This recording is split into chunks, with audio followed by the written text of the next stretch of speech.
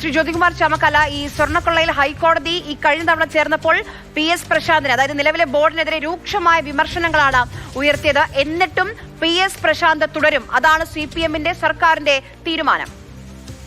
അത് സർക്കാരിന്റെ തീരുമാനമല്ല, അത് വെല്ലുവിളിയാണ്. കാരണം ഹൈക്കോടതി തന്നെ ദേവസ്വം ബോർഡ് പ്രസിഡന്റ് ഉൾപ്പെടെ ഈ തീവെട്ടിക്കൊളയിൽ ശബരിമലയുമായി ബന്ധപ്പെട്ട സ്വർണം തട്ടിയെടുത്ത കേസിൽ ദേവസ്വം ബോർഡിനും ദേവസ്വം ബോർഡിലെ അംഗങ്ങൾക്കും പങ്കുണ്ട് എന്ന് പ്രഥമ ദൃഷ്ടിയ കോടതി തന്നെ നിരീക്ഷണം നടത്തിയ കേസിൽ ആ ബോർഡിനെ തന്നെ അല്ലെങ്കിൽ ആ പ്രസിഡന്റിനെ തന്നെ തുടരാൻ അനുവദിക്കുക എന്ന് പറയുന്നത് ഭക്തരോടുള്ള വെല്ലുവിളിയാണ് എന്ന കാര്യത്തിൽ തർക്കമില്ല.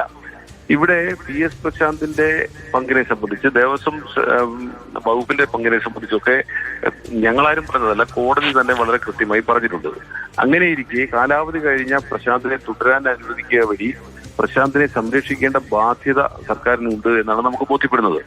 ഇപ്പോൾ പ്രശാന്തിനെ കൈവിട്ടാൽ പല കാര്യങ്ങളും പല രഹസ്യങ്ങളും പുറത്തു പറയേണ്ടി വരുമെന്നും പ്രശാന്ത് സർക്കാരിനെതിരായാൽ പല വിവരങ്ങളും പുറത്തു വരുമെന്നും ഒരു ഭയവും ഒരുപക്ഷെ അധികാരികൾക്കുണ്ടാകാം. ഏതായാലും PS പ്രശാന്തിനെ തുടരാൻ അനുവദിക്കുന്നത് ഭക്തരോടുള്ള വെല്ലുവിളിയാണ് ഈ അവസരത്തിൽ എന്ന കാര്യത്തിൽ ഒരു തർക്കവും വേണ്ട. കാരണം നമ്മളാരും ചിന്തിക്കുക പോലും, ഒരു സിനിമയിൽ ഇങ്ങനെ ഒരു പരാമർശം വന്നാൽ പോലും നമ്മളാരും വിശ്വസിക്കാത്ത ശബരിമലയിലെ ശ്രീകോവിലുമായി ബന്ധപ്പെട്ട് അവിടെ നിന്ന് തന്നെ അതിന്റെ കട്ടളപ്പടിയിൽ നിന്നായാലും അതിന്റെ ഡോറിൽ നിന്നായാലും ദ്വാരപാലക ശില്പങ്ങളിൽ നിന്നായാലും സ്വർണം തട്ടിയെടുത്ത കേസിൽ പ്രതിസ്ഥാനത്ത് നിൽക്കുന്ന അല്ലെങ്കിൽ കുറ്റാരോപിതരെന്ന് കോടതി പ്രഥമ ദൃഷ്ടിയെ കണ്ടെത്തിയിട്ടുള്ള ദേവസ്വം ബോർഡ് പ്രസിഡന്റിനെ തുടരാൻ അനുവദിക്കുക എന്ന് പറഞ്ഞാൽ ഞാൻ സൂചിപ്പിച്ചതുപോലെ അത് ഭക്തരോടുള്ള വെല്ലുവിളി അല്ലാതെ മറ്റൊന്നുമല്ല.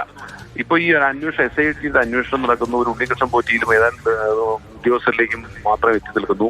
ഇത്രയും ദിവസം 6 ആഴ്ച കൊണ്ട് ഇതിനെ സംബന്ധിച്ചുള്ള അന്വേഷണം നടത്തണമെന്ന് SIT-യോട് ഹൈക്കോടതി ആവശ്യപ്പെട്ടിട്ടും വളരെ കൃത്യമായ അന്വേഷണം നടത്തുകയും ഇവരിലേക്ക് ആരിലേക്കെങ്കിലും ഒരു അന്വേഷണം അല്ലെങ്കിൽ ഒരു മൊഴിയെടുപ്പ് പോലും എത്തിപ്പെടാതിരിക്കുകയും ചെയ്ത സാഹചര്യത്തിൽ ഇത്തരത്തിൽ സർക്കാരിന്റെ ഭാഗത്തു നിന്നുണ്ടാകുന്ന നിലപാട് കൂടി കൂടുതൽ ഗൗരവമുള്ളതും ഈ വിഷയത്തിന്റെ വ്യാപ്തി എത്രത്തോളം ഉണ്ട്. ജ്യോതികുമാർ ചാമക്കാല സംസാരിച്ചത്.